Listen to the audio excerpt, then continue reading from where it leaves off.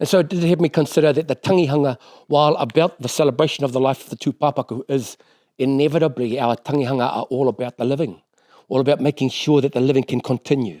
Okay?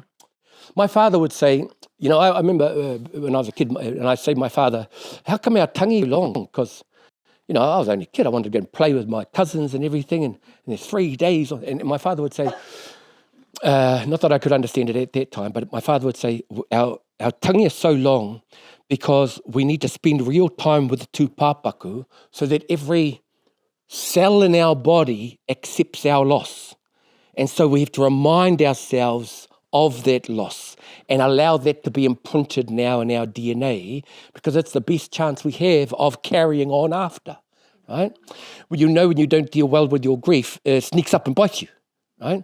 Now, even though my father said that, right, and so when my father died, and I tried to listen to his words and spend time at his tangi, right next to him at his tangi as often as I could, all the way through that. Despite all of that, it's still really hard to grieve. But my father would say, but this gives us our best chance of being able to grieve and keep on living well after. And so it did have me consider that the tangihanga, while about the celebration of the life of the tūpāpaku, is inevitably our tangihanga are all about the living, all about making sure that the living can continue. Okay?